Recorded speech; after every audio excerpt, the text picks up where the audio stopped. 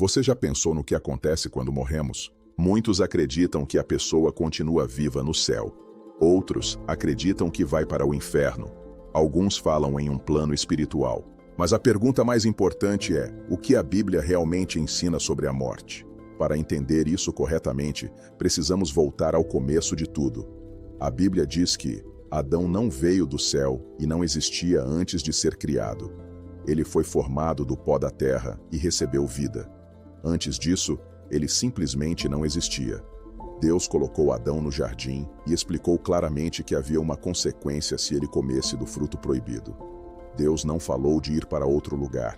Ele disse: "No dia em que dela comeres, certamente morrerás." No hebraico original, essa expressão indica um processo. O sentido é: a partir daquele momento, Adão passaria a morrer. Ou seja, o pecado não faria Adão continuar vivendo de outra forma. O pecado faria Adão perder a vida.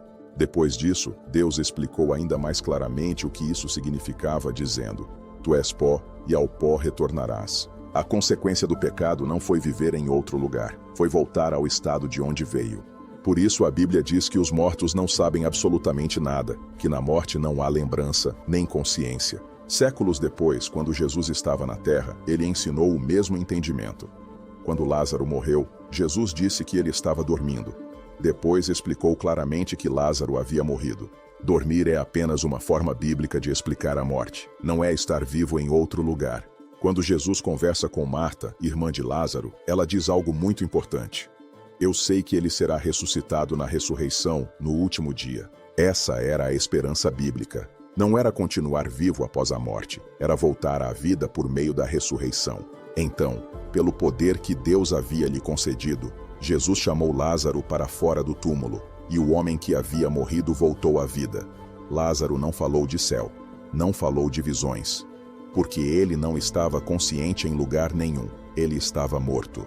Mas agora vem a parte mais bonita de tudo isso. A Bíblia ensina que Deus tem o poder de trazer os mortos de volta à vida e que ele fará isso por meio de Jesus. Jesus disse que virá o tempo em que todos os que estão nos túmulos memoriais ouvirão a sua voz e sairão.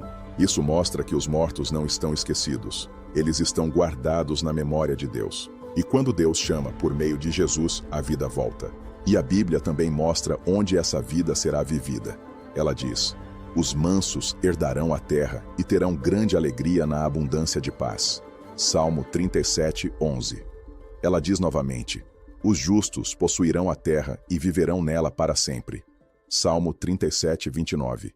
Jesus confirmou essa esperança ao dizer: "Felizes os mansos, porque herdarão a terra." Mateus 5:5. E a Bíblia mostra o resultado final desse propósito. Ele enxugará dos olhos toda lágrima, e não haverá mais morte, nem dor. Apocalipse 21:4. Imagine como será esse momento. Ver novamente quem você ama, abraçar pessoas que hoje só vivem na saudade, conversar, rir, chorar de alegria, não como espíritos, mas como pessoas vivas, de verdade. Essa é a esperança bíblica. Não é escapar da morte, é ser resgatado dela e viver para sempre na terra que Deus prometeu. Talvez a morte não seja o fim. Talvez seja apenas um sono profundo, até o dia em que Deus, por meio de Jesus, chama pelo nome.